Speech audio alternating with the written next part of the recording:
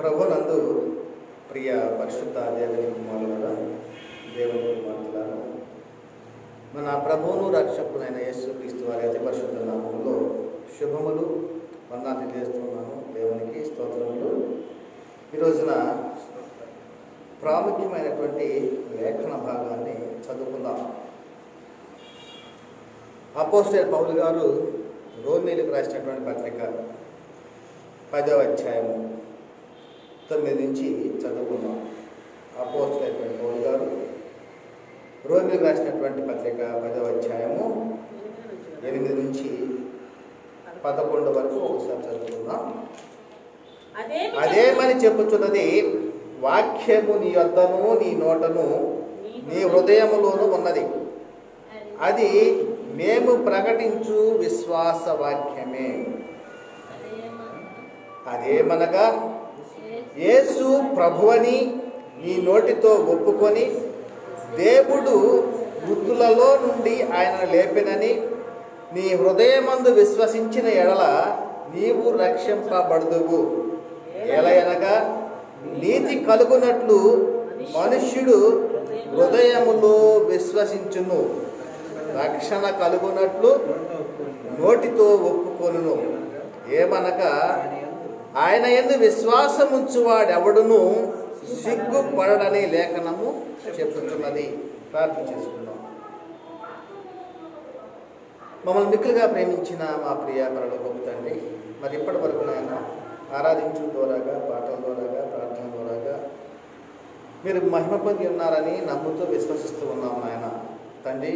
మరి ఈ సమయంలో నీ పక్షంగా నీ యొక్క జీవము గల మాటలను ప్రకటించడానికి సిద్ధపడి ఉండగా తండ్రి, నీ యొక్క ఆత్మ సహాయాన్ని అనుగ్రహించండి. నీ నోటి కూరగా వాడుకోనండి. వినుచున్నటువంటి ప్రతి ఒక్కరిలోనూ తండ్రి ఆ వాక్యమును గ్రహించగలిగి ఆ వాక్య ప్రకారంగా అనుసరించి జీవించలాగన నీ కృపలో భద్రపరచమని మా ప్రభువును రక్షకుడైన యేసుక్రీస్తు వారి అతి పరిశుద్ధ నామములో మిక్కిలి వినయముగా ప్రార్థించి వేడుకొంటున్నాము తండ్రి. ఆమేన్. ప్రభువునందు ప్రియ పరిశుద్ధ దేవుని కుమారులారా, దేవుని కుమార్తెలారా, ఈ రోజున చాలా ప్రాముఖ్యమైన విషయం. ఎందుకంటే ఇక్కడ లేఖనం చెప్తా ఉంది కదా, అదేమని చెప్పుచున్నది, వాక్యము నీ యొద్దను నీ నోటను నీ హృదయములోనూ ఉన్నది, అది మేము ప్రకటించు విశ్వాస వాక్యమే. ఎలాంటి వాక్యం అంటే అది విశ్వాస వాక్యమే. అంటే క్రీస్తులోనికి బాప్తిస్మము పొందాలన్నా నిత్య జీవముకు మూలమైనటువంటి విశ్వాస వాక్యం ఏమిటో ఇక్కడ చెప్తున్నాడు. అదేమనగా అంటే విశ్వాస వాక్యం గురించి, అంటే అపోస్తలులు ప్రకటించేటువంటి విశ్వాస వాక్యము ఏమిటి, ఆ విశ్వాస వాక్యము వలన అనేక మంది రక్షింపబడి ఉన్నారు.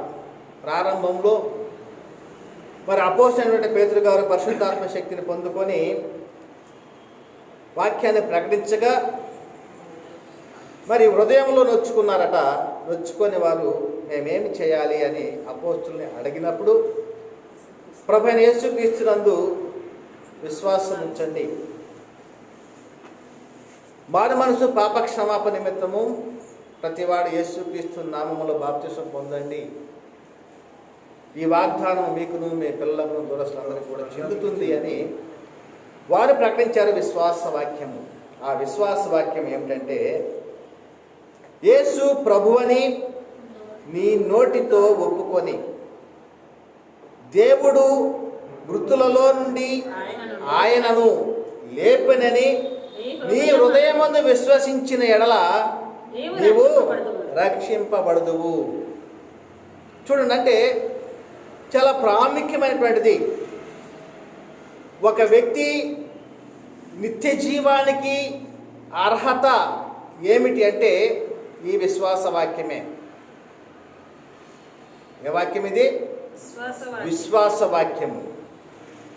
అంటే ఆ విశ్వాసములో గనక ఉండిన వారు మాత్రమే రక్షణ పొందుతారు అని చెప్పబడతా ఉంది. ఇది క్రీస్తునందు నిత్య జీవం. ఇది ఎవరి యందు? క్రీస్తునందు నిత్య జీవము. అనగా పరలోకానికి వెళ్ళటానికి మార్గమైనటువంటి క్రీస్తుని గురించి విశ్వసించేటువంటి విశ్వాస వాక్యము. కాబట్టి ప్రియారా, యేసుక్రీస్తు వారు తాను జీవించినటువంటి కాలంలో నేనే మార్గమును సత్యమును జీవమును, నా ద్వారానే తప్ప ఎవడును తండ్రి వద్దకు రాడు అన్నాడు. అంటే తండ్రి ఎక్కడున్నాడు అంటే పరలోకంలో ఉన్నాడు. ఆయన పంపిన వారిని విశ్వాసం ఉంచటమే దేవుని క్రియ అని యేసుక్రీస్తు వారు ఆనాటి ప్రజలతోటి చెప్పి ఉన్నాడు. దేవుని క్రియలు జరిగించాలని మేమేమి చేయాలి అంటే ఆయన పంపిన వారిని విశ్వాసం ఉంచటే దేవుని క్రియ. మరి ఈ విధముగా ప్రభువైన యేసుక్రీస్తు వారు తాను ప్రత్యక్షంగా బోధించిన కాలంలో మరి ఆయన గురించి అనేక సందర్భాల్లో చెప్పినటువంటి విషయాలు మనం చూస్తూ ఉన్నాం.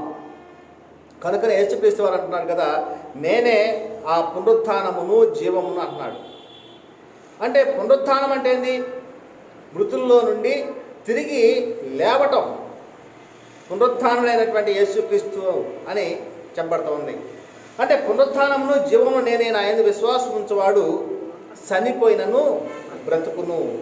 మరి ఈ విధముగా యేసుక్రీస్తునందు నిత్య జీవము, మరి ఆ యొక్క విశ్వాసము కలిగి ఉండాలి. అందుకనే హెబ్రీయులకు పత్రిక 3:12 చెప్పబడుతూ ఉంది, సహోదరులారా, జీవము గల దేవుని విడిచిపోవునట్టి విశ్వాసము లేని దుష్ట హృదయము మీలో ఎవని యందైనను ఒకవేళ ఉందేమో అని జాగ్రత్తగా చూసుకొని అన్నాడు.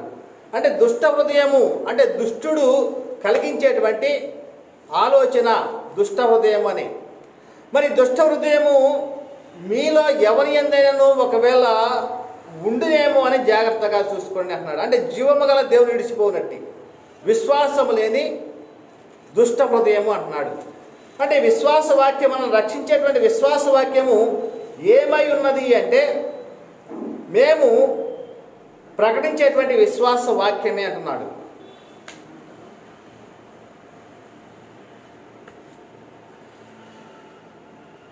ఏమని అంటున్నాడు?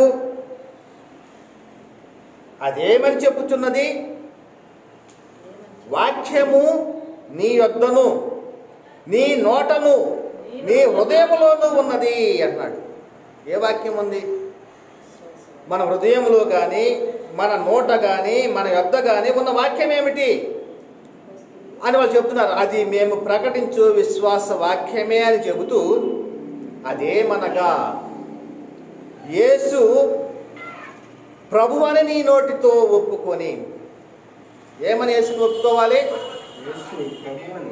నీవే ఒక్కడైన దేవుడవు అని ఒప్పుకోమని చెప్పబడతా ఉంది. ఇక్కడ నీవే తండ్రివి అని చెప్పబడతా ఉందా విశ్వాస వాక్యము. ఇది చాలా స్పష్టమైనటువంటి ఒక క్రైస్తవుని జీవితంలో చాలా ప్రాముఖ్యమైనటువంటి విశ్వాసం ఇది.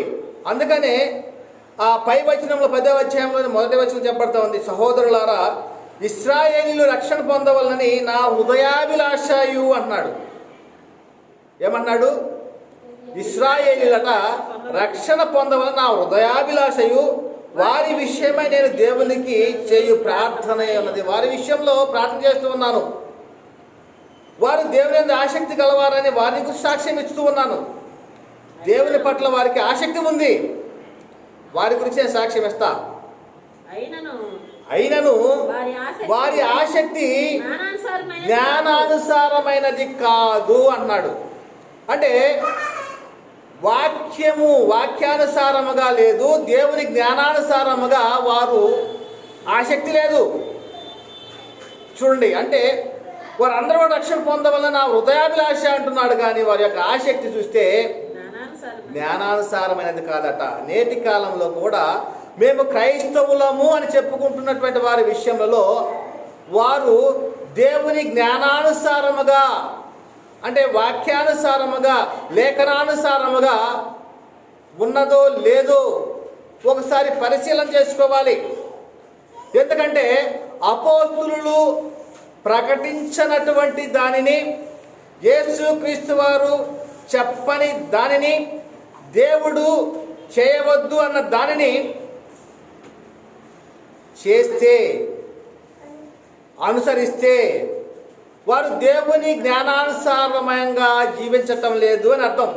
అంటే అపోస్తులు ప్రకటించినట్లుగాను, యేసుక్రీస్తు వారు చెప్పినట్లుగాను, దేవుడు మరి తెలియజేసినట్లుగా కానీ జీవించకపోయినా, వారు ఇచ్చినటువంటి విధుల ప్రకారంగా అనుసరించకపోయినా దేవుని జ్ఞానానుసారముగా లేరు అని అర్థమవుతా ఉంది.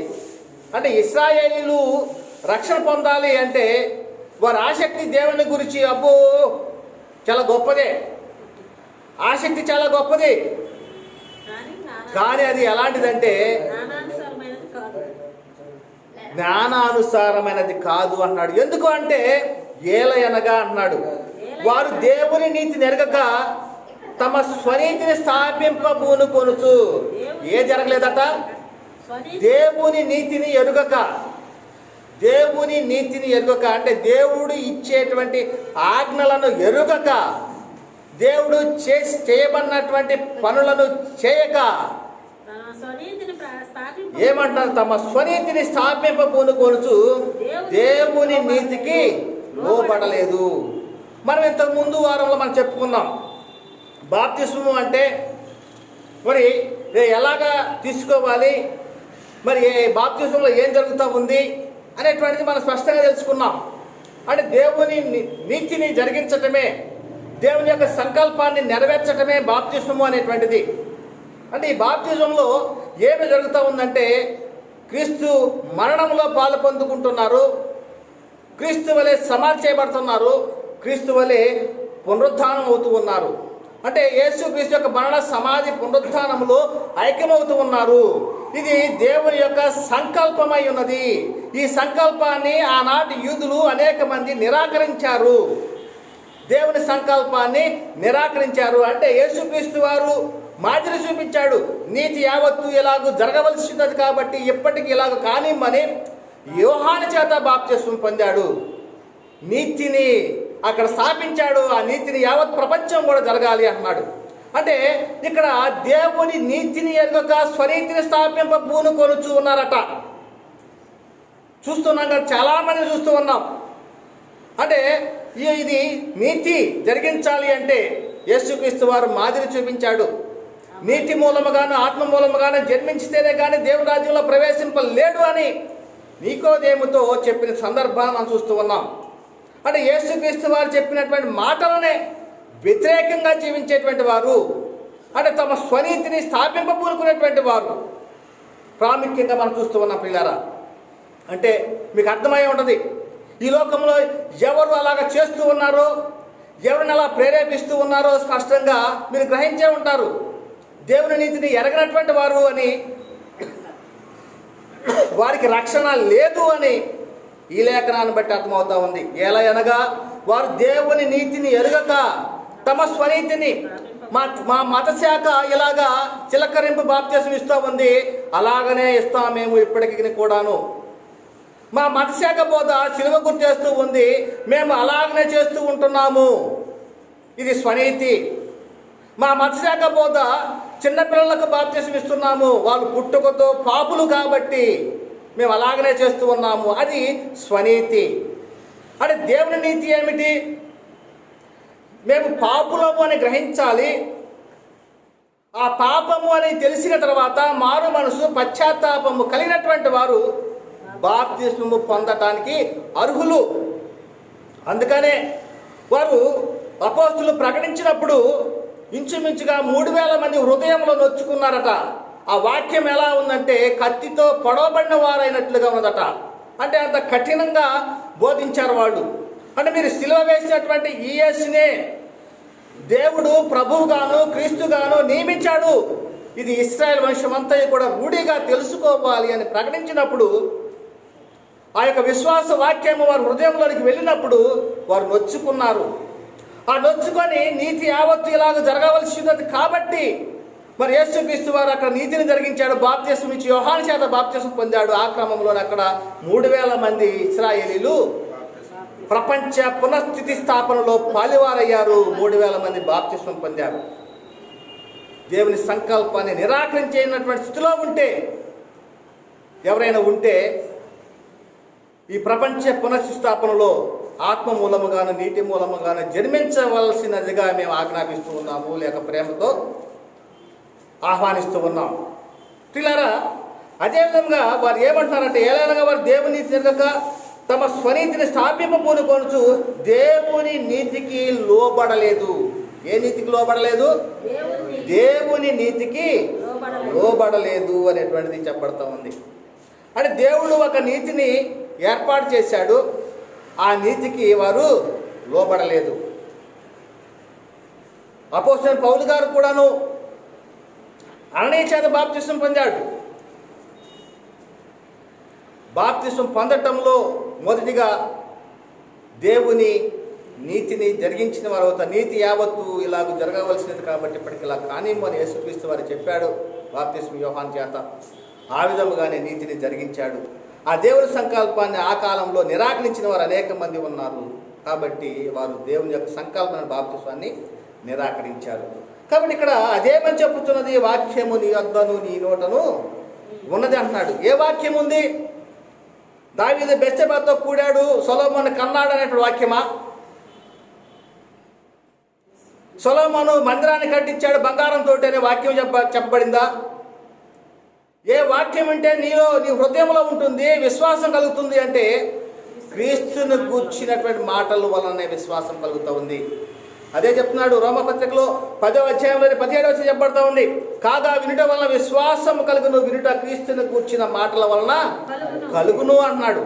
క్రీస్తును గురించినటువంటి మాటల వలనే కలుగుతుంది అనేటువంటిది. కాబట్టి ఆ కాలంలో మరి ఫిలిప్పు చేత బాప్తిసం పొందిన నపుంసకుడు కూడా ఎవరి గురించి విన్నాడంటే యేసుని గూర్చిన సువార్తను విన్నాడు, దానికి లోబడ్డాడు, బాప్తిసం పొందాడు. అదేవిధంగా చెరసాల నాయకుడు క్రీస్తుని గురించి విన్నాడు. ఆ కుటుంబం అంతా కూడా రాత్రికి రాత్రే బాప్తిస్మము పొందారు. కాబట్టి ప్రియారా, ఈ యొక్క విశ్వాసము ఎలా కలుగుతుందంటే వినుట వలన విశ్వాసం, అది క్రీస్తుని గూర్చినటువంటి మాటల వల్లనే విశ్వాసం కలుగుతుంది అనేటువంటిది చెప్పబడతా ఉంది. కనుకనే ప్రియారా, మరి ఈ విధముగా మరి బాప్తిస్మము అనేటువంటి దానిలో మేము ప్రకటించే విశ్వాస వాక్యమే మీకు రక్షణ కలగజేస్తుంది అన్నాడు. అదే చెప్తున్నాడు ఇక్కడ. అదేమని చెబుతున్నది అంటే, యేసు ప్రభు అని నీ నోటితో ఒప్పుకొని. ఎవరైనా ఒప్పుకోవాలి యేసుక్రీస్తుని ప్రభు అని? చాలామంది ఏమని ఒప్పుకున్నారు?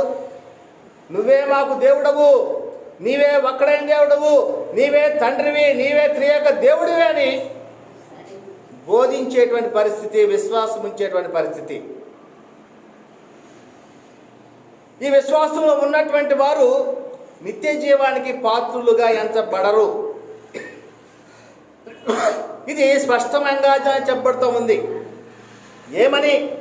యేసు ప్రభువుని నోటితో ఒప్పుకొని దేవుడు మృతులలో నుండి యేసును లేపెనని నీ హృదయమందు విశ్వసించిన ఎడల నీవు రక్షింపబడదువు. అంటే ఒక వ్యక్తి రక్షింపబడాలంటే హృదయంలో ఏమని విశ్వసించాలంటే యేసు ప్రభువని నోటితో ఒప్పుకోవాలి. అందుకని అపోస్తలుడు మీరు సిలువ వేసినట్టు ఈ యేసునే దేవుడు ప్రభువుగాను క్రీస్తుగాను నియమించాడని బోధించారు. మరి ఆ విధముగా ఆ కాలంలో ప్రారంభంలో ప్రపంచ పునఃస్థితి స్థాపన జరిగేటువంటి క్రమంలో అపోస్తలులు క్రీస్తుని గురించి ప్రకటించారు. ఆ క్రీస్తు ఏమై ఉన్నాడు? దేవుని యొద్ద నుండి పంపబడిన వాడు అని, ఆయన ఈ లోకానికి వచ్చి దేవుడు చెప్పిన మాటలనే ప్రకటించాడు అని, పరలోక రాజ్యము సమీపిస్తూ ఉందని సువార్త ప్రకటించాడని, ఆయన అనేక ఇతర ప్రాంతాలలో దేవుని రాజ్య సువార్త గురించి ప్రకటించాడు అని అపోస్తలులు ప్రకటించారు. కనుకనే ఈ యొక్క బాప్తిస్మములో ఏమి జరుగుతూ ఉంది అంటే మారు మనసు, పాపక్షమాపణ, అపరాధముల నుండి విమోచన, అదేవిధముగా రెండవ మరణానికి అధికారము లేదు, అంటే నరకానికి వెళ్ళేటువంటి అవకాశము లేదు. జీవాన్ని పొందుకుంటారు, పరిశుద్ధాత్మ వరమును పొందుకుంటారు, ప్రపంచ పునఃస్థితి స్థాపనలో పాలివారు అవుతారు, అబ్రహామునకు ఇవ్వబడిన వాగ్దానానికి వారసులు అవుతారు. దేవుని విషయమై క్రీస్తునందు సజీవులై ఉంటారు, క్రీస్తుని ధరించుకుంటారు బాప్తిజంలో. ఇవి బాప్తిజంలో పొందుకునేటువంటి ప్రాముఖ్యమైనటువంటి విషయాలు ప్రియులారా. కనుకనే మనం ఎలాంటి స్థితిలో ఉన్నాము, ఎలాంటి విశ్వాసంలో ఉన్నాము అనేటువంటిది చాలా ప్రాముఖ్యంగా తెలుసుకోవాలి. ఈ రోజున మనం మన యొక్క విశ్వాస వాక్యము గురించి చెప్పేటువంటి క్రమంలో మరి బాప్తిజము అనేటువంటి ప్రధాన అంశంగా మనం మాట్లాడుకుంటూ వస్తూ ఉన్నాం. ఎందుకంటే మరి ఈ 2 రోజుల్లో కొంతమంది బాప్తిజానికి సిద్ధపడుతూ ఉన్నారు. రేపు మంగళవారం నాడు తీసుకునేటువంటి వారు ఉన్నారు. మరి వారి విషయమై ఈ యొక్క అంశం గురించి చెప్పుకుంటూ వస్తూ ఉన్నాం. వారి యొక్క విశ్వాసము ఎలాంటిది, ఎలాంటి విశ్వాసంలో ఉన్నటువంటి వారు మరి ఇప్పుడు బాప్తిసం పొందడానికి సిద్ధపడుతూ ఉన్నారు. ఇప్పటి వరకు వారు ఎలాంటి విశ్వాసం ఉన్నారు, ఏ విశ్వాసంలోనికి వస్తే బాప్తిసం పొందుకోబోతున్నారు అనేటువంటి దానిలో వారు తెలుసుకున్నారు. వారు ఒకప్పుడు విశ్వాసము మేము వినినటువంటిది వాక్యము సరైనటువంటిది కాదు, మేము విన్నటువంటి వాక్యము సరైనటువంటిది కాదు, సరైనటువంటి బోధ కాదు, మేము తీసుకున్న బాప్తిసము సరైనటువంటి పద్ధతిలో మేము తీసుకోలేదు, కాబట్టి వాక్యానుసారంగా దేవుని జ్ఞానానుసారంగా బాప్తిజం పొందుకోవాలనుకుంటున్నామని ముందుకు వచ్చారు పిల్లారా. మరి అటువంటి వారి విషయంలో మరి ప్రాముఖ్యంగా మరి ఈ యొక్క అంశంలో తీసుకురావడం జరుగుతూ ఉంది.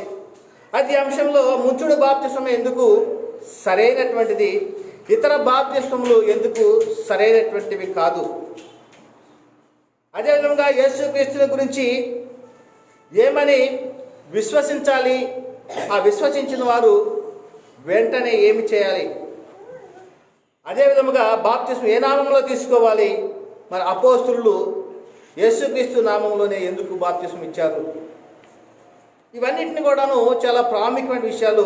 వీటిని గురించి మనము స్పష్టంగా తెలుసుకుందాం. అయితే యేసుక్రీస్తుని గురించి మనము ఏమని విశ్వసించాలని ఇప్పటివరకు చెప్పుకున్నామంటే, ఆయన ప్రభు అని నోటితో ఒప్పుకోవాలి, దేవుడు మృతుల్లో నుండి లేపినని హృదయమందు విశ్వసిస్తే రక్షించబడతావు అనేటువంటిది ప్రధానంగా ప్రాముఖ్యంగా చెప్పబడతా ఉంది. అందుకనే మత్తయి సువార్త 16వ అధ్యాయంలో, మత్తయి సువార్త 16వ అధ్యాయము 13 నుంచి ఒకసారి చదువుకుందాం. మత్తయి సువార్త 16వ అధ్యాయంలో 13 నుంచి యేసుక్రీస్తు వారు ఒక ప్రశ్న వేస్తూ ఉన్నాడు, శిష్యులను అడుగుతూ ఉన్నాడు, మనుష్య కుమారుడు ఎవడని జనులు చెప్పుకొని ఉన్నారు అని. ఎందుకంటే యేసుక్రీస్తుని ఎరుగుటే నిత్యజీవము, యేసుక్రీస్తునందు నిత్యజీవము, దేవుడు పంపిన అనేది విశ్వాసముచ్చటయే దేవుని క్రియ. మరి ఈ క్రమంలో తాను బోధించినటువంటి కాలంలో, తాను జీవించినటువంటి కాలంలో ఆయన అనేక పర్యాయాలు అడుగుతూ ఉన్నాడు శిష్యులతో. ఒక సందర్భంలో మనం చూసినట్టయితే శిష్యులతో అడుగుతూ ఉన్నాడు. మత్తయి సువార్త 16వ అధ్యాయం 13 నుంచి మనము ఒకసారి చదువుకుందాం. యేసు ఫిలిప్పుదైన కైసరయ ప్రాంతములకు వచ్చి మనుష్య కుమారుడెవడని జనులు చెప్పుకొనుచున్నారని తన శిష్యులను అడుగగా, ఎందుకు ఈ మాట అడుగుతున్నాడు అంటే యేసుక్రీస్తును ఎరగటమే నిత్యజీవం. యేసుక్రీస్తుని ఎరగటమే నిత్యజీవము. ఆ కాలంలో ఆయనను ఏమని విశ్వసిస్తూ ఉన్నారు, ఆ విధముగా వారిలో ఉన్న విశ్వాసం ఎలాంటిది అని కనుగొనటానికి ఆయన జనులు ఏమనుకుంటున్నారు నా గురించి అని మరి ప్రశ్నిస్తూ ఉన్నాడు. ఏమంటున్నారట, వారు కొందరు బాప్తిసమిచ్చి యోహాను అనియు, కొందరు ఏలియా అనియు, కొందరు ఇర్మియా అనియు, లేక ప్రవక్తలలో ఒకడని చెప్పుకొనుచున్నారని. చూడండి, అంటే వారిలో ఉన్నటువంటి వారి యొక్క ఆలోచన విధానము, యేసు క్రీస్తు విషయమైనటువంటి ఆలోచన, ఆయన ఎవరు అంటే చెప్తున్నారు బాప్తిసం ఇచ్చే యోహాను అని, ఏలియా అని, ఇర్మియా అని ప్రవక్తలలో ఒకరని చెప్పుకొనుచున్నారు అని.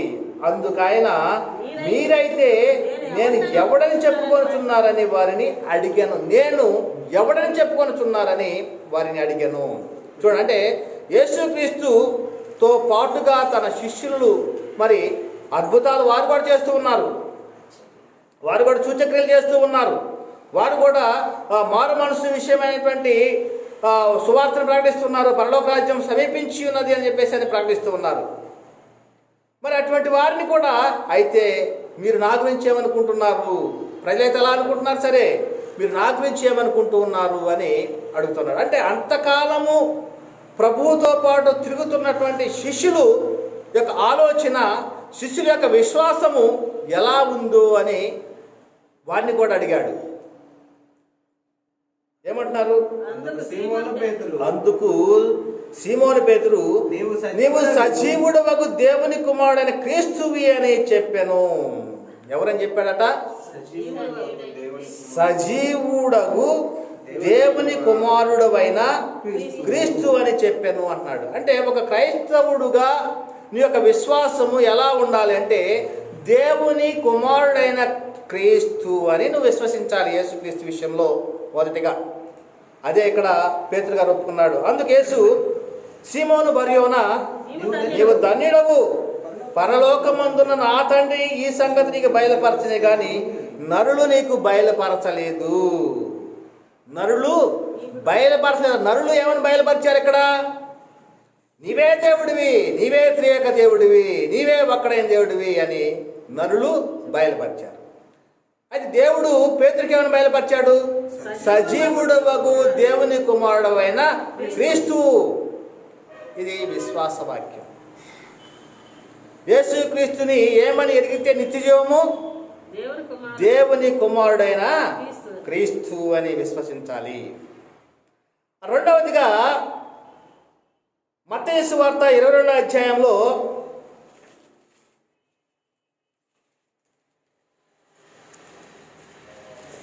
మత్తయి సువార్త 22వ అధ్యాయంలో అక్కడ పరిచయులు కూడి ఉన్నారట. ఎవరు పరిచయులు అంటే, ఆ రోజు ధర్మశాస్త్రాన్ని ఉపదేశించేటువంటి వారు, ధర్మశాస్త్ర ఉపదేశకులు, పరిచయులు. ఇలాంటి వారు కూడి ఉన్నటువంటి సందర్భంలో ఆయన ఒక ప్రశ్న వేస్తూ ఉన్నాడు. మత్తయి సువార్త 22వ అధ్యాయంలో 41వ వచనం, 22వ అధ్యాయము 41. ఒకప్పుడు పరిచయులు కూడి ఉండగా యేసు వారిని చూసి, క్రీస్తును గురించి మీకేమి తోచుచున్నది, ఆయన ఎవని కుమారుడని అడిగాను. యేసుక్రీస్తు వారు కూడా ఇక్కడ పరిచయులు ఉన్నారు కదా, పరిచయులు బోధిస్తూ ఉన్నారు కదా. ధర్మశాస్త్రోపదేశకులు ఇళ్ళు, సమాజ మందిరాల్లో బోధించేటువంటి వారు, ప్రవక్తల గ్రంథాల్లో ఉన్నటువంటి క్రీస్తుని గురించే వారు ప్రకటిస్తూ ఉన్నారు. ప్రవక్తల గ్రంథాల్లో ఉన్నటువంటి క్రీస్తుని గురించే వారు ప్రకటిస్తూ ఉన్నారు. ఈయన రాబోతూ ఉన్నాడు, ఈయన మెస్సయ్య, ఈయన ఇలాగ ఉంటాడు, ఇలాగ చేస్తాడు, ఈయన ఈ విధంగా హింసలు పొందుతాడు అని చెప్పేసి ఆ కాలంలో యెషయా గ్రంథంలో రాయబడినట్లుగాను, లేకపోతే మలాకి గ్రంథంలో రాయబడినట్టుగాను, మరి అనేక గ్రంథాల్లో, ప్రవక్తల గ్రంథాల్లో రాయబడినటువంటి వాటిని వారు బోధించేటువంటి వారు. అందుకనే యేసుక్రీస్తు వారు ఒక సందర్భం అంటాడు, మీరు లేఖనాలలో నిత్య జీవం ఉన్నదని పరిశీలిస్తున్నారు కానీ అవి నన్ను గురించే సాక్ష్యం ఇస్తున్నాయని చెప్తున్నాడు. అంటే వాళ్ళు పరిశీలన చేస్తున్నారు కానీ ఆయన ఎవరు ఏమిటి అనే పరిశీలన చేస్తున్నారు కానీ ఆయనను గుర్తించలేకపోయారు. అవి నన్ను గురించే సాక్ష్యం ఇస్తూ ఉన్నాయి అనేటువంటిది యేసుక్రీస్తు వారు చెప్తున్నాడు. ఆ క్రమంలోనే ఇక్కడ పరిచయాలకు కూడినప్పుడు అడుగుతా ఉన్నాడు, క్రీస్తుని గురించి మీకేమి తోస్తున్నది అని.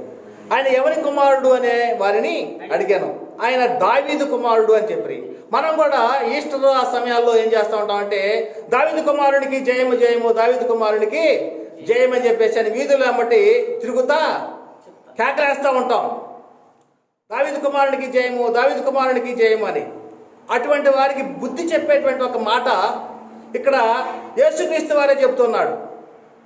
పరిచయాలు అన్నారు కదా, దావీదు కుమారుడు అని చెప్పారు కదా. అయితే ఆ పరిచయలు మారు మాట్లాడకుండా ఒకే ఒక సమాధానం చెప్తున్నాడు. అదేమిటంటే, నేను నీ శత్రువులను.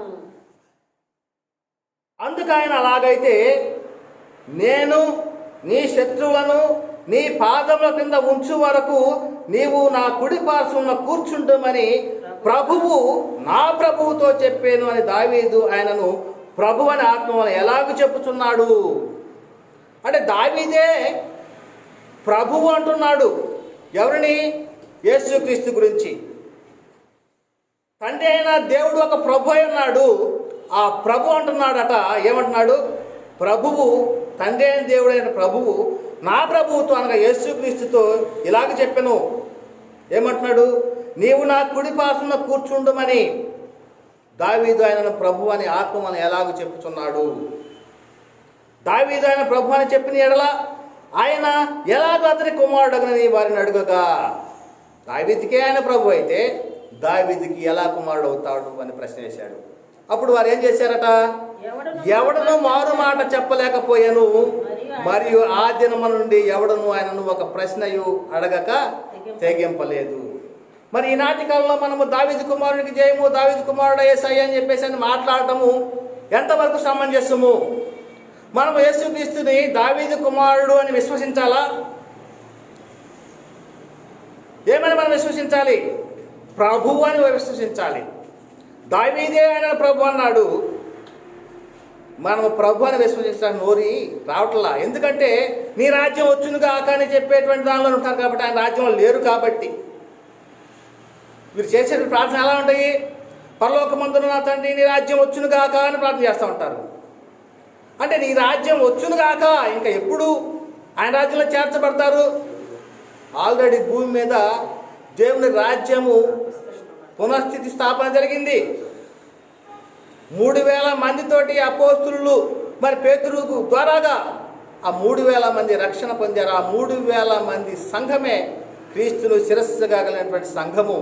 అదే ఒక్కటైనటువంటి శరీరము, అదే క్రీస్తు శరీరము అని.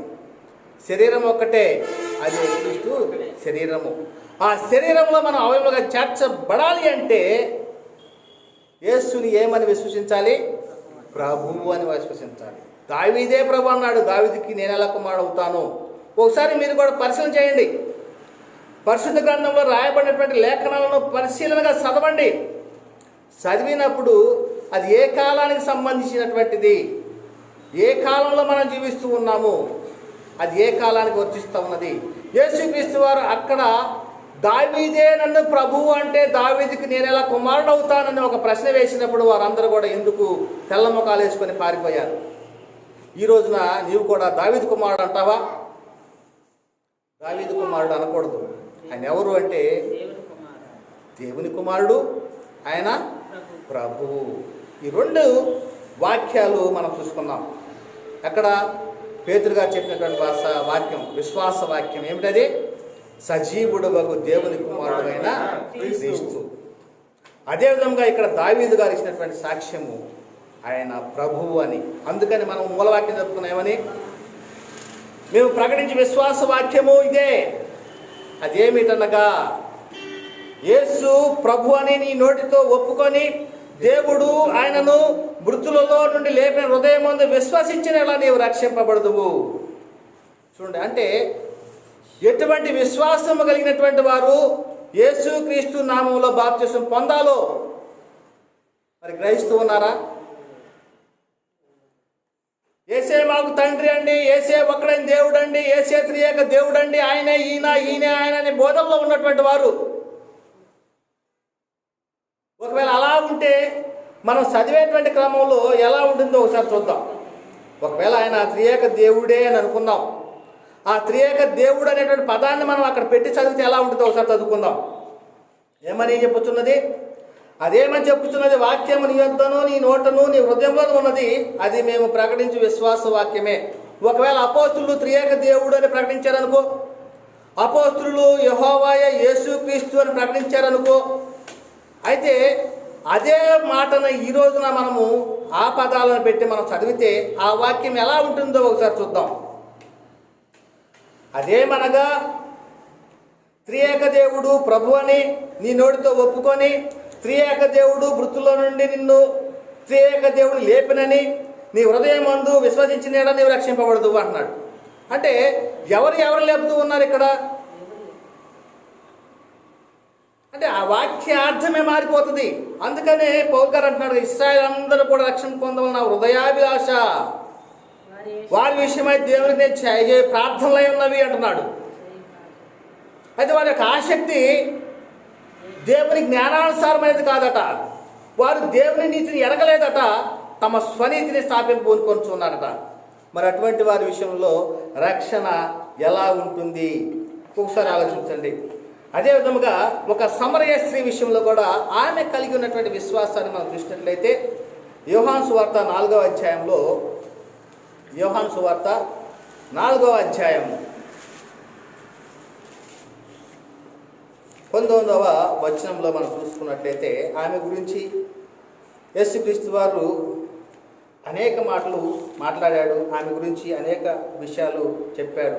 ఆమె గురించి అప్పుడు ఆ స్త్రీ అక్కడ 4వ అధ్యాయము 19లో కనుక చూసినట్టు, అప్పుడు ఆ స్త్రీ, అయ్యా నీవు ప్రవక్తవని గ్రహించున్నాను.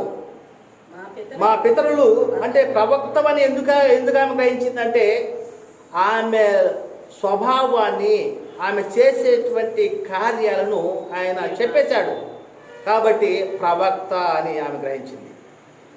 మా పితరులు ఈ పర్వతమందు ఆరాధించింది కానీ ఆరాధించవలసిన స్థలము యెరూషలేములో ఉన్నదని మీరు చెప్పుదురని ఆయనతో అనగా యేసు ఆమెతో ఇట్లనే, అంటే ఒకప్పుడు ఇశ్రాయేలీయులు ఆరాధించేటువంటి ప్రదేశాలు ఎక్కడ ఉన్నవంటే పర్వతాల మీద.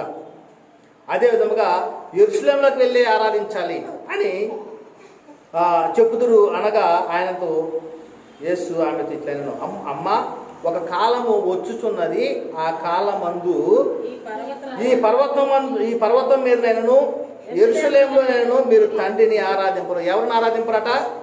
తండ్రిని. అంటే ఒక్కడైన దేవుణ్ణి ఆరాధించడానికి పర్వతాలు అవసరం లేదు. ఇంకేమన్నాడు? యెరూషలేము కూడా అవసరం లేదు. ఆరాధింపరు, నా మాట నమ్మము. మీరు మీకు తెలియని దాన్ని ఆరాధించేవారు, మేము మాకు తెలిసిన దాన్ని ఆరాధించేవారము. రక్షణ యూదులలో నుండి కలుగుతున్నది. అయితే యథార్థముగా ఆరాధించేవారు ఆత్మతోనూ సత్యముతోనూ తండ్రిని ఆరాధించే కాలము వచ్చుతున్నది, అది ఇప్పుడును వచ్చే ఉన్నది అంటున్నాడు. అంటే యేసుక్రీస్తు వారు వచ్చేటువంటి కాలంలోనే అది వచ్చే అని అంటున్నాడు.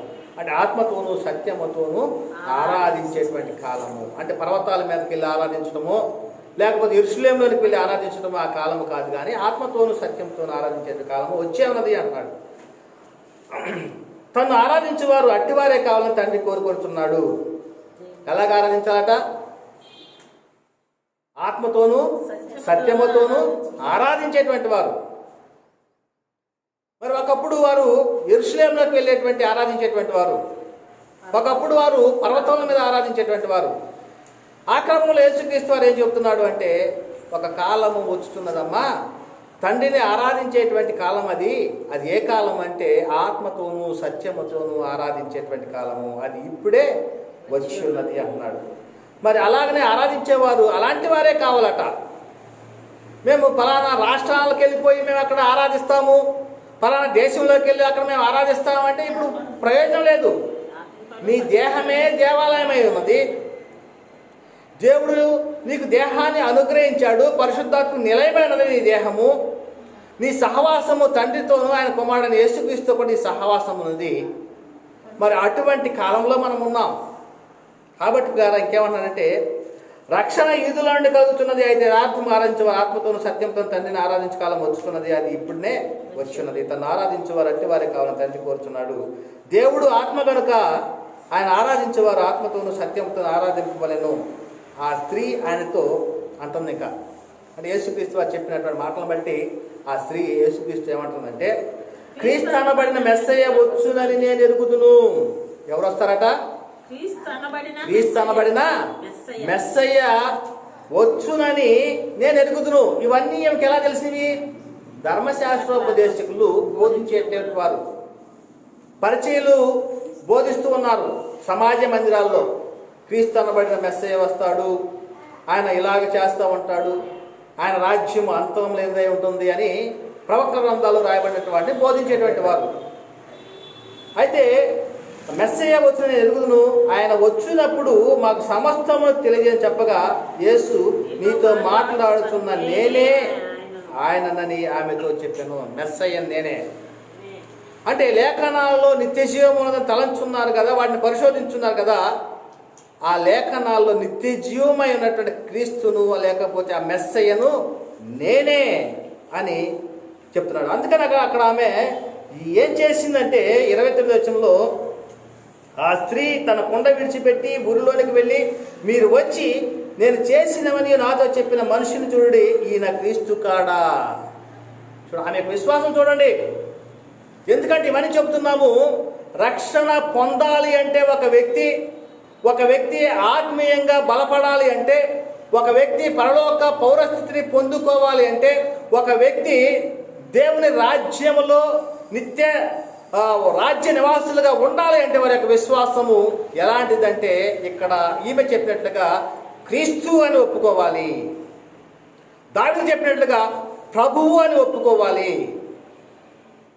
అందుకని మన యొక్క విశ్వాస వాక్యం ఏమిటి? అదేమని చెప్పుతున్నది, నీ నోటను నీ హృదయంలో ఉన్న విశ్వాస వాక్యం అదే. అదేమనగా యేసు ప్రభు అని నీ నోటితో ఒప్పుకొని ఆయనను దేవుడు మృతులలో నుండి లేపేనని హృదయమందు విశ్వసించిన యెడల నీవు రక్షింపబడదువు. ఈ విశ్వాస వాక్యం కలిగినటువంటి వారు మాత్రమే రక్షింపబడినటువంటి వారు. ఈ విశ్వాసం లేనటువంటి వారు ఎవరైతే ఉన్నారో, ఆయనే త్రియేక దేవుడు, ఆయనే ఒక్కడైన దేవుడు, ఆయన యెహోవాగా ఉంటాడు, ఆయన యేసుక్రీస్తులాగా ఉంటాడు, ఆయన పరిశుద్ధాత్ములాగా ఉంటాడు, ముగ్గురు కలిస్తేనే ఒక్కడైన దేవుడు అని బోధనలు ఎవరైతే ఉంటారో వీరందరూ కూడాను ఇలాంటి విశ్వాసంలో లేరు. ఈ అపోస్తుల బోధలో వారు లేరు అని లేఖనాన్ని బట్టే అర్థమవుతా ఉంది. ఆమె ఏమని చెప్పింది? క్రీస్తు అని చెప్పింది. అందుకని అపోస్తులు ఏం ప్రకటించారు? మీరు సిలువ వేసినటువంటి యేసుడే దేవుడు ప్రభువుగాను, దావీదు గల విశ్వాసం ప్రభువుగాను, సమరసి గల విశ్వాసం క్రీస్తుగాను నియమించను. ఇది ఇశ్రాయేలు విషయం అంతా కూడా రూఢిగా నమ్ముకోవాలి అని చెప్తున్నాడు. ఇంకా ప్రాముఖ్యంగా యోహాను అంటే యేసుక్రీస్తుకు రొమ్మున ఆనుకున్నటువంటి శిష్యుడు చాలా స్పష్టమైనటువంటి స్టేట్మెంట్ ఒకటి ఇచ్చాడు. యోహాను సువార్తలో 20వ అధ్యాయంలో ఆయన ఏమని ఇచ్చాడు అంటే, యేసుక్రీస్తుని ఏమని విశ్వసించాలని చెప్తున్నాడు. అక్కడ 20వ అధ్యాయము 30 నుంచి 31 వచనాల్లో చెప్పబడుతూ ఉంది. మరియు అనేకమైన ఇతర సూచక్రియలను యేసు తన శిష్యుల ఎదుట చేసెను. అవి ఈ గ్రంథమందు రాయబడి ఉండలేదు, కానీ యేసు దేవుని కుమారుడైన క్రీస్తు అని మీరు నమ్మునట్లును, నమ్మి ఆయన నామమందు జీవం పొందినట్లును ఇవి వ్రాయబడను. ఆయన నామమందు జీవం పొందాలట. నేనే మార్గము సత్యము జీవమే అన్నాడు యేసుక్రీస్తు వారు. మరి అలాంటి యేసుక్రీస్తుని మనం ఏమని విశ్వసించాలి? అయ్యో నువ్వే మాకు తండ్రివి, నీవే త్రియేక దేవుడివి, నీవే యెహోవావు, నీవే పరిశుద్ధాత్ముడు అని విశ్వసించాలా? అది ఏమని అపోస్తులు ప్రకటన విశ్వాసవాక్యము? అపోస్తులు ప్రకటన విశ్వాసవాక్యం ఏది? అదేమనగా మీ నోటను మీ హృదయములోను ఉన్నటువంటి వాక్యమే మేము ప్రకటించినటువంటి విశ్వాస వాక్యము. యేసు ప్రభు అని నీ నోటితో ఒప్పుకొని ఆయనను దేవుడు మృతులను లేపిన హృదయమందు విశ్వసించిన యెడల నీవు రక్షింపబడుదువు. రక్షణ వాక్యము. మీకు రక్షణ కలగాలి అంటే యేసుక్రీస్తుని ఏమని విశ్వసించాలి? యేసుక్రీస్తునందు నిత్య జీవము. అందుకనే దేవుడు ఆయన ఎందుకు పంపించాడు, ఎందుకు మనకు అనుగ్రహించాడు ఒక ప్రాముఖ్యంగా ఇక్కడ చెప్పబడుతోంది. యోహాను గారు రాసినటువంటి సువార్తలోనే 3వ అధ్యాయం 16వ వచనంలో, దేవుడు లోకమును ఎంతగానో ప్రేమించాడట. ఎంతో ప్రేమించాడన్నాడు. ఎంతగా ప్రేమించాడంటే ఆయన తన అద్వితీయ కుమారునిగా పుట్టిన వాని యందు విశ్వాసం ఉంచి ప్రతి వాడును నశింపక నిత్య జీవం పొందినట్లు ఆయనను అనుగ్రహించాడు. ఆయన ఎవరు? యేసుక్రీస్తు అంటే అద్వితీయ కుమారునిగా పుట్టాడు. ఆయన యందు విశ్వాసం ఉంచితే నిత్య జీవము కలుగుతుంది అని స్పష్టంగా చెప్పబడతా ఉంటారు. కనుకనే అలాంటి విశ్వాస వాక్యము మనము కలిగి ఉన్నామా లేదా? రోమపత్రిక 10వ అధ్యాయంలో మరలా ఒకసారి చదువుకుందాం.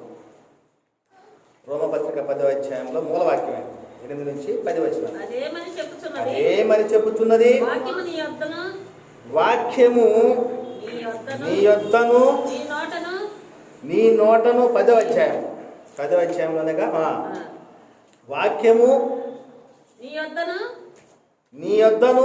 నీ నోటను నీ హృదయంలోనూ ఉన్నది, అది మేము ప్రకటించే విశ్వాస వాక్యమే. ఏ వాక్యము హృదయంలో ఉంది? ఇప్పుడు త్రియేక దేవుడు అని కొంతమందిలో యెహోవాయే యేసుక్రీస్తు, యేసుక్రీస్తే పరిశుద్ధాత్ముడు అని ఉంది. ఇంకొంతమందిలో ఆయన ముగ్గురు కలిస్తేనే ఒక్కడైన దేవుడు అనేది ఉంది.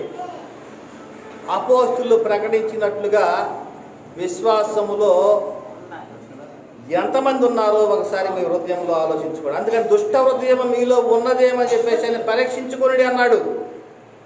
దుష్ట హృదయం అట అది. అపోస్తులు ప్రకటించిన బోధ ప్రకారంగా ఉండకుండా ఉండేటువంటి వాక్యము ఏదది?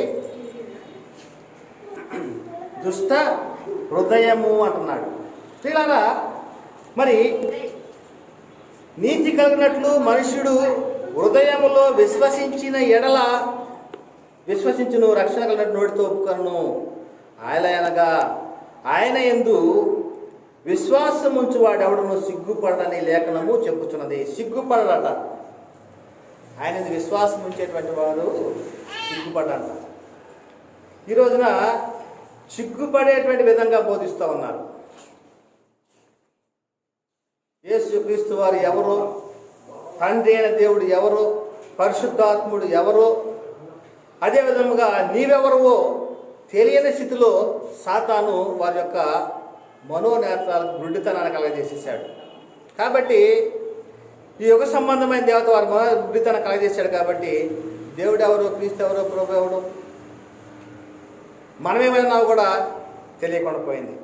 అంటే రక్షణలో నుండి తొలగేలాగా చేశాడు అపవాది. కాబట్టి ద్వారా మనము యేసుక్రీస్తుని ఏమని విశ్వసించితే మనం రక్షణ పొందుకుంటాము. యేసుక్రీస్తుని ఏమని విశ్వసించిన వారికి బాప్తిజం ఇవ్వాలి. ఇది చాలా ప్రాముఖ్యమైనటువంటిది. యేసుక్రీస్తుని ఏమని విశ్వసించిన వారికి బాప్తిజం ఇవ్వాలి.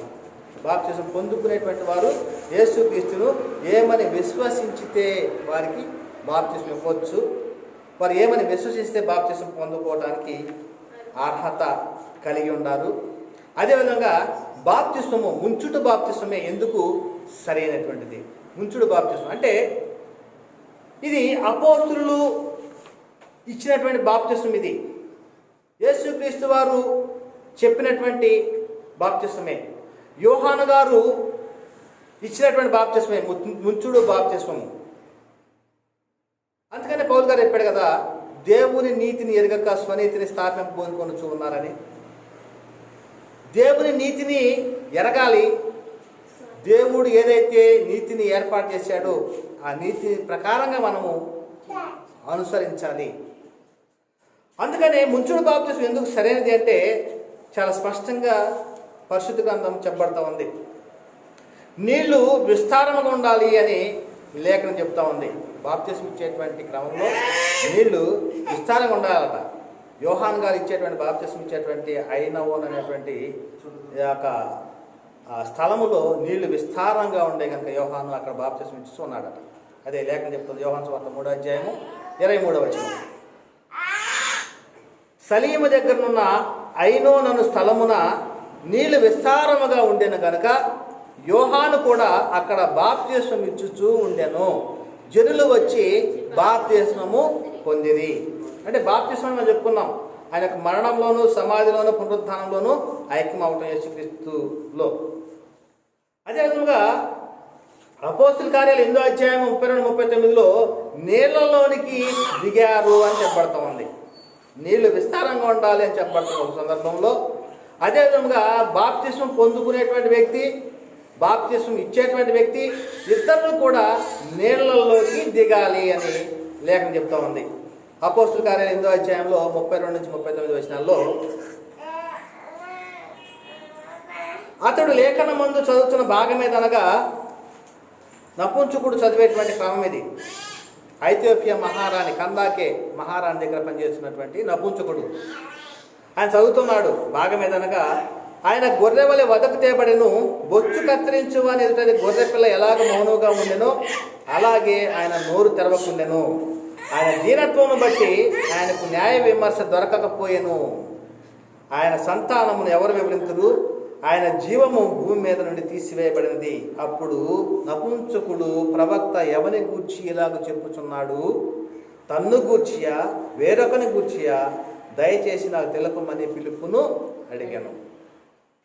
అందుకు ఫిలిప్పు నోరు తెరిచి ఆ లేఖనమును అనుసరించి అతనికి యేసును గూర్చిన సువార్త ప్రకటించను. ఎవరిని గురించి ప్రకటించాడు? సొలొమోను గురించా? దావీదు గురించా? సంసోను గురించా? బెత్షెబా గురించా? ఎవరి గురించి ప్రకటించాడు? యేసును గూర్చిన సువార్త ప్రకటించను. వారు త్రోవలో వెళ్ళుచుండగా నీళ్లున్న ఒక చోటికి వచ్చినప్పుడు నపుంసకుడు, ఇదిగో నీళ్లు. ఎక్కడ బాప్తిసం పొందాలి? చెంబుడు నీళ్ళలో చిలకరించే బాప్తిసం కాదు అది. సిలువ గుర్తేస్తే బాప్తిసం అనబడుతుంది. వారు త్రోవలో వెళ్తుండగా నీళ్లున్న ఒక చోటికి వచ్చినప్పుడు నపుంసకుడు, ఇదిగో నీళ్లు, నాకు బాప్తిసం ఇచ్చుటకు ఆటంకమేమని అడిగి రథము నిలపమని ఆజ్ఞాపించెను. ఫిలిప్పు నపుంసకుడు ఇద్దరును నీళ్ళలోనికి దిగిరి. నీళ్ళలోకి దిగిరి. ఇద్దరు దిగి బాప్తిసం, అంతటా ఫిలిప్పు అతనికి బాప్తిసం ఇచ్చెను. వారు నీళ్ళ నుండి వెడలి వచ్చినప్పుడు ప్రభు ఆత్మ ఫిలిప్పును కొనిపోయాను. నపుంసకుడు సంతోషించు తన త్రోవను వెళ్ళను. అతడు ఫిలిప్పును మరి అన్నడును చూడలేదు. అంటే బాప్తిసం పొందటంలో ఎంత సంతోషం ఉందో ఇక్కడ నపుంసకుడు అనుభవించాడు. ఎందుకంటే క్రీస్తు యొక్క నిత్యరాజ్యంలో నివాసిగా ఉన్నాడు. ప్రపంచ పునఃస్థితి స్థాపనలో పాలివాడయ్యాడు. మారు మనసు, పాపక్షమాపణ, అపరాధములకు విమోచన ఇవన్నీ కూడా జరిగిపోయినాయి. దేవుని కుటుంబంలో చేర్చబడిపోయాడు. దేవుని ఇంటి సభ్యుడిగా మారిపోయాడు. పరలోక పౌరస్థితి పొందుకున్నాడు. రెండో మరణం అతని మీద అధికారం లేదు. అందుకనే సంతోషంతో ఎలాగ ఉండాలి బాప్తిసం పొందిన వాళ్ళు? ఎందుకు సంతోషంగా ఉండాలి? అప్పులు తీర్చలేదనా, ఇల్లు కట్టుకోలేదనా, ఉద్యోగం ఇవ్వలేదనా, వివాహం కాలేదనా, పిల్లలు పుట్టలేదనా, దేనికి? ఏ విషయంలో సంతోషంగా ఉండాలి? బాప్తిసం పొందినటువంటి వ్యక్తి నిత్యరాజ్యంలో నివాసిగా ఉన్నాడు. అందుకు సంతోషించాలి. దైవ కుమారత్వాన్ని పొందుకున్నాడు, సంతోషపడుతూ ఉన్నాడు. మరి ఇంతటి గొప్ప కార్యము ఇది బాప్తిసము. ఈ బాప్తిసాన్ని ఆనాటి యూదులే నిరాకరించారట. దేవుని సంకల్పాన్ని నిరాకరించారన్నాడు. మరి నేటి కాలంలో ఉన్నటువంటి వారిని ఏమనాలి? దేవుని సంకల్పమైనటువంటి బాప్తిజంని నిరాకరించేటువంటి వారు, బాప్తిజం పొందకుండా ఆటంకంగా ఉండేటువంటి వారిని ఏమనాలి? వారిని చూడండి, ఒకసారి ఆలోచించండి. ఇంకొక సందర్భంలో యేసుక్రీస్తు వారు కూడా యోహాను చేత బాప్తిసము పొందాడు కదా. ఆయన ఎక్కడి నుంచి బయటకు వచ్చాడని చెప్పబడతా ఉందంటే నీళ్లలో నుండి ఒడ్డునకు వచ్చాను అని చెప్పబడతా ఉంది. మత్తయి సువార్త 3:16 యేసు బాప్తిసం పొందిన వెంటనే నేలలో నుండి ఒడ్డునకు వచ్చాను, ఇదిగో ఆకాశము తెరవబడెను, దేవుని ఆత్మ పౌరము వలె దిగి తన మీదకి వచ్చుట చూశాను.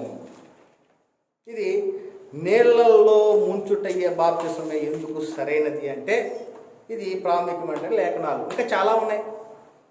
యేసుక్రీస్తు వారు తీసుకున్న బాప్తిసము, యోహాను గారు ఇచ్చినటువంటి బాప్తిసము, అదే విధముగా నపుంసకుడు పొందుకున్నటువంటి బాప్తిసము, ఇంకో సందర్భంలో అన్నయ్య చేత పౌలు గారు పొందిన బాప్తిసం, ఇలా చాలా సందర్భాల్లో నీళ్ళల్లో నుండే బాప్తిసం పొందినట్లుగా. అదేవిధంగా పేతురు అన్యజనుడైన కొర్నేలు ఇంటి వద్ద నీళ్లకు ఆటంకపరచువాడు ఎవడు, వీళ్ళు యేసుక్రీస్తు బాప్తిసం పొందాలని ఆజ్ఞాపించుకుని చూస్తూ ఉన్నాం. అంటే వాళ్ళ నీళ్లకు ఆటంకపరచడం అంటే ఏంటి? అన్యజనులు బాప్తిసం పొందడానికి వీల్లేదు, అన్యజనులను తాకకూడదు వాళ్ళు యూదులు. కాబట్టి అక్కడ పేతురు గారు ఆ మాట అన్నాడు, వీళ్లకు నీళ్లకు ఆటంకపరిచేవాడు ఎవడు, యేసుక్రీస్తు నామమున బాప్తిసం పొందవాలని చెప్పేసి ఆజ్ఞాపించాడు అక్కడ. కాబట్టి ద్వారా అయితే ఈ బాప్తిసం అనేటువంటిది ఎప్పుడు తీసుకోవాలి? బాప్తిసం అనేటువంటిది ఎప్పుడు తీసుకోవాలి అంటే ఎవరైతే తీసుకోవాలనుకుంటున్నారో వారు నేను పాపిని అని మొదటగా గ్రహించాలి. అంటే పాపం అంటే ఏమిటి? ఆజ్ఞాతిక్రమమే పాపము, సకల దుర్నీతి పాపము, మేలైనది చేయనిది అలా చేయని వానికి పాపము. అంటే దేవుని ఆజ్ఞ ఇవ్వబడింది ఏమని? నమ్మి బాప్తిసం పొందినవాడు రక్షించబడును, నమ్మని వానికి శిక్ష. ఈ ఆజ్ఞ అతిక్రమం పాపం అవుతుంది. ఆజ్ఞను అతిక్రమించిన వాడు అవుతాడు కాబట్టి పాపంలో ఉన్నాడని అర్థం. కాబట్టి వాక్యము అంగీకరించినటువంటి వారు బాప్తిసం పొందాలి. ఎప్పుడైతే నీ వాక్యాన్ని అంగీకరించావో, ఎప్పుడైతే యేసుక్రీస్తును ప్రభు అని, రక్షకుడు అని, దేవుని కుమారుడని అంగీకరించావో అప్పుడు నువ్వు బాప్తిసం పొందుకోవచ్చు, వెంటనే పొందుకోవచ్చు. ఆ సందర్భంగా మనం చూద్దాం. మరి పేతురు గారు కూడా ప్రసంగించాడు కదా, అపోస్తలుల కార్యాలు 2వ అధ్యాయంలో 36 నుంచి 41 వరకు చూసినట్లయితే, మీరు సిలువ వేసిన యేసునే దేవుడు ప్రభువుగాను క్రీస్తుగాను నియమించెను, ఇది ఇశ్రాయేలు వంశమంతయు రూఢిగా తెలుసుకొనవలెనని చెప్పెను. వారు ఈ మాట విని హృదయంలో నొచ్చుకొని, సహోదరులారా మేమేమి చేతుమని పేతురును కడమ అపోస్తలులను అడగగా, పేతురు చెప్తున్నాడు, మీరు మారు మనసు పొంది పాప క్షమాపణ నిమిత్తము ప్రతివాడు యేసు క్రీస్తు నామమున బాప్తిస్మం పొందుడి, అప్పుడు మీరు పరిశుద్ధాత్మ వరమును పొందుదురు. ఈ వాగ్దానము మీకును మీ పిల్లలకును దూరస్తులందరికీ, అనగా ప్రభు అయిన మన దేవుడు తన యొద్దకు పిలిచిన వారందరికీ చెందుతుందని వారితో చెప్పెను. ఇంకా అనేక విధములైన మాటలతో సాక్ష్యం ఇచ్చి, మీరు మూర్ఖులకి ఈ తరము వారికి వేరే రక్షణ పొందుడని వారిని హెచ్చరించెను. కాబట్టి అతని వాక్యం అంగీకరించిన వారు బాప్తిసం పొందిరి. ఆ దినమందు ఇంచుమించు 3000 మంది చేర్చబడి. చూడండి, అంటే అంగీకరించినటువంటి వెంటనే బాప్తిసము పొందాలి. అదే విధముగా అపోస్తలుల కార్యాలు 8వ అధ్యాయంలో 4 నుంచి 5 వచనాల్లో, కాబట్టి చెదిరిపోయిన వారు సువార్త వాక్యమును ప్రకటించుతూ సంచారం చేసిరి. అక్కడ స్టెఫనును చంపినప్పుడు అక్కడ చెదిరిపోయారు అపోస్తలులు తప్ప మిగతా వారందరూ కూడా. ఆ చెదిరిపోయిన వారట అనేక ప్రాంతాలు తిరుగుతూ మరి సంచారం చేస్తూ సువార్త వాక్యాన్ని ప్రకటిస్తూ ఉన్నారు. అప్పుడు ఫిలిప్పు సమరయ పట్టణం వరకు వెళ్ళి క్రీస్తును వారికి ప్రకటించుంటాను. ఎవరు ప్రకటించాడట? క్రీస్తును వారికి ప్రకటించాడట. ఏమని ప్రకటించాడు అంటే, ఆ అపోస్తలుల కార్యాలు 8వ అధ్యాయం 12-13 వచనాల్లో, అయితే ఫిలిప్పు దేవుని రాజ్యమును గూర్చియు యేసుక్రీస్తు నామమును గూర్చియు సువార్త ప్రకటించుండగా వారతని నమ్మి పురుషులను స్త్రీలను బాప్తిస్మము పొందిరి. ఎవరెవరు పొందారట? పురుషులను స్త్రీలను బాప్తిస్మం పొందిరి. అప్పుడు సీమోను కూడా నమ్మి బాప్తిస్మం పొంది ఫిలిప్పుని ఎడబాయకుండి సూచక్రియలను గొప్పగా అద్భుతం జరగడం చూసి విభ్రాంతి నేను ఈ యొక్క గారడి సీమోని. అంటే ఈ విధముగా మరి ఫిలిప్పు వాక్యము ప్రకటించినప్పుడు వెంటనే అంగీకరించారు, బాప్తిస్మము పొందారు. అదే విధముగా ఈ ఇంతకుముందు చెప్పుకున్న నపుంసకుడు కూడా వెంటనే విన్నాడు, ఆ పక్కన నీళ్ళు వచ్చినాయి, అక్కడ బాప్తిస్మం పొందాడు. అదే విధముగా ఇంకొక సందర్భంలో శరస్థల నాయకుడు యొక్క కుటుంబము ఇంచుమించుగా వారి కుటుంబం మొత్తం కూడాను ఆ సమయంలోనే బాప్తిస్మం పొందినట్లుగా చూస్తూ ఉన్నాం. అదే ఒకసారి అపోస్తలుల కార్యాలు 16వ అధ్యాయంలో 16 నుంచి 34 వచనాల్లో కనుక మనం చూసినట్లయితే చివరి వచనం చదువుకుందాం.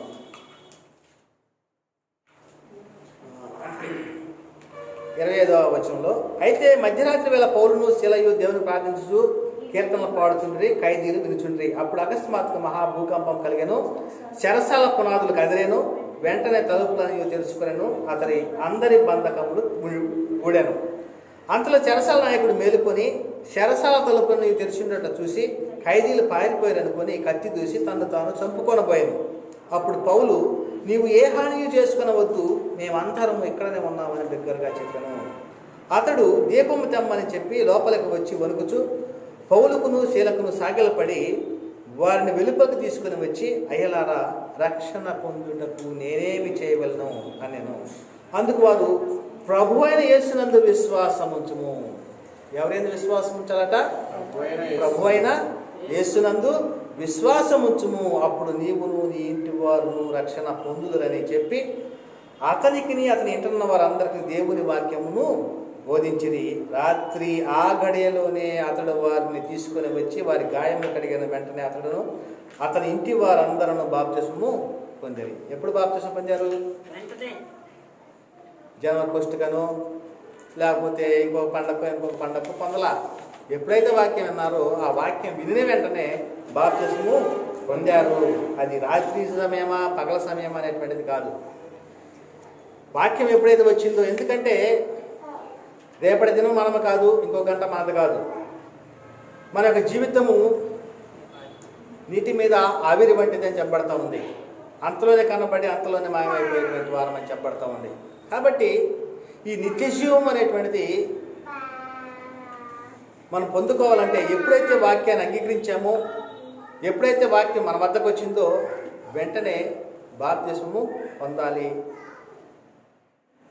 దేవుని కుమారుని యొక్క రాజ్య నివాసులుగా మనము ఉంటాం. కాబట్టి బాప్తిసం ఏ నామంలో పొందాలి అంటే యేసుక్రీస్తు నామంలోనే బాప్తిసం పొందాలని అపోస్తులు గాఢంగా చెప్పారు. వారు ఇచ్చింది అదే. అపోస్తుల కార్యాల్లో 2వ అధ్యాయం 35వ వచనంలో యేసుక్రీస్తు నామం బాప్తిసం పొందడని చెప్తున్నాడు. అపోస్తుల కార్యాలు 8వ అధ్యాయం 16వ వచనంలో ప్రభు అయిన యేసు నామం బాప్తిసం మాత్రమే పొంది ఉండిరి అని అక్కడ చెప్పబడతా ఉంది. అపోస్తుల కార్యాలు 10వ అధ్యాయం 45వ వచనంలో ప్రభు అయిన యేసు నామమున బాప్తిసం పొందిరి అని చెప్పబడతా ఉంది.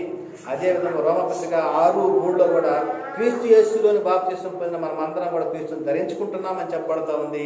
అదేవిధంగా గలతీ పత్రిక 3:27లో క్రీస్తులోనికి బాప్తిసం పొందిన మనం అందరం కూడా క్రీస్తుని ధరించుకుంటున్నామని చెప్పబడతా ఉంది. అంటే ఈ విధంగా యేసుక్రీస్తు వారు చెప్పినటువంటిది తండ్రి యొక్క కుమారుని యొక్క పరిశుద్ధాత్మ యొక్క నామంలోని బాప్తిసం ఇవ్వకుండా అపోస్తులు యేసుక్రీస్తు నామంలోనికి బాప్తిసం ఎందుకు ఇచ్చారు అంటే యేసుక్రీస్తు యొక్క మరణ సమాధి పునరుత్థానంలో ఐక్యం అవ్వాలి. అందుకని యేసు గురించిన నామమును గురించి ప్రకటించారట. నామం అంటే ఏంటి అంటే పేరు కాదు కానీ ఆయన యొక్క గుణలక్షణాలు, ఆయన యొక్క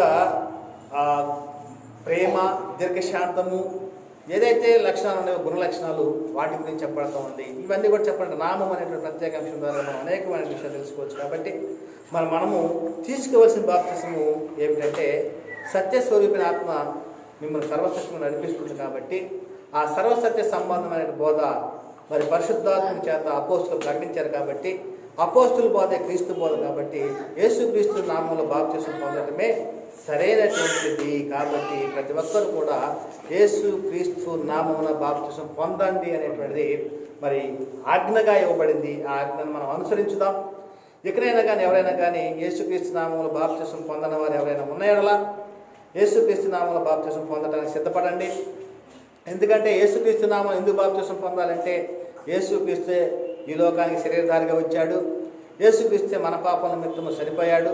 యేసుక్రీస్తు వారే మనం భవిష్యత్తులో మనం ఏ విధంగా పునరుత్థానంలో ఉండాలో ఆ విధంగా పునరుత్థానాన్ని చూపించాడు. కాబట్టి క్రీస్తు యొక్క మరణ సమాధి పునరుత్థానంలో మనము పాలివారం అవ్వాలి. యేసుక్రీస్తు ఏ విధంగా చనిపోయాడో, యేసుక్రీస్తు వారు ఏ విధంగా సమాధి చేయబడ్డాడో, యేసుక్రీస్తు వారు ఏ విధంగా మృతులను లేపబడ్డాడో ఆ విధముగానే మనం కూడా బాప్తిజంలో ఏం జరుగుతూ ఉందంటే చనిపోతున్నాము, సమాధి చేయబడుతున్నాము, తిరిగి లేపబడతా ఉన్నాము, నూతన జీవం పొందిన వారమై. ఇది క్రీస్తులోనికి బాప్తిసం పొందిన మీరందరూ కూడా క్రీస్తుని ధరించుకుంటున్నారు, క్రీస్తు మహిమను ధరించుకుంటున్నారు. కాబట్టి మరి బాప్తిసం అనేటువంటి అంశంలో మరి ఇది నూతన సృష్టిగా చెప్పబడతా ఉంది. నూతన సృష్టిగా ఉన్నటువంటి వారు దైవ కుమారులు అని, దేవుని ఇంటివారు అని, పరలోక పౌరస్థితిని కలిగినటువంటి వారని, దేవస్వభావంలో పాలివారు అవుతూ ఉన్నారు అని, ఇంకా అనేకమైనటువంటి విషయాలు పరిశుద్ధ గ్రంథంలో మరి సర్వసత్య సంబంధమైనటువంటి బోధలలో అపోస్తుల బోధలో చెప్పబడి ఉన్నవి. కాబట్టి క్రీస్తు యేసే ముఖ్యమైన మూలరాయనగా అపోస్తుల ప్రవక్త పునాది మీద కట్టబడాలి. కాబట్టి యేసుక్రీస్తు నామములో బాప్తిసం పొందుకుందాం. మరి ఇప్పటి వరకు ఎవరైనా సరే యేసుక్రీస్తు నామములో బాప్తిసం పొందని వారు ఉన్నా, ఇంకా ఎవరైనా సరే ఇంకా చిలకరి బాప్తిసంలో ఉన్నా, ఇంకా ఎవరైనా సరే చిలువు గుర్తు బాప్తిసం ఉన్నా, ఇంకా ఎవరైనా సరే మా చిన్నప్పుడు ఇచ్చారు బాప్తిసము అనేటువంటి ఆలోచనలో ఉన్నా, మరి అభ్యంతర పడకుండా మారు మనసు, పాప క్షమాపణ, అపరాధ విమోచన పొందుట వరకు ఇప్పుడే బాప్తిసం పొందడానికి సిద్ధపడండి, నేడే అనుకూల సమయము అని చెప్పబడుతూ ఉంది, నేడే రక్షణ దినమని. కాబట్టి ప్యారా ప్రతి ఒక్కరు కూడా ఆలోచించండి, ఆలోచించి సరైనటువంటి నిర్ణయాన్ని తీసుకోండి. ఎందుకంటే ఈ లోకంలోనే ఉంటూ పరలోకానికి మంచి పునాదిని వేసుకుంటున్నాం. అంటే వేరే లోకానికి వెళ్ళటానికి ఈ లోకంలో జీవిస్తూ పరలోకానికి పునాదిని వేస్తూ ఉన్నాం. కాబట్టి ప్రతి ఒక్కరు కూడాను ఈ యొక్క ఆత్మ సంబంధమైన సంగతి గ్రహించాలని చెబుతూ ఈ మాటలు ముగిస్తున్నా. చెప్పబడిన మాటలు వింటున్న ప్రతి ఒక్కరిలో కూడాను దేవుడు వీరిపై కలిగించేగాక. అందరికీ వందనాలు, దేవునికి స్తోత్రములు.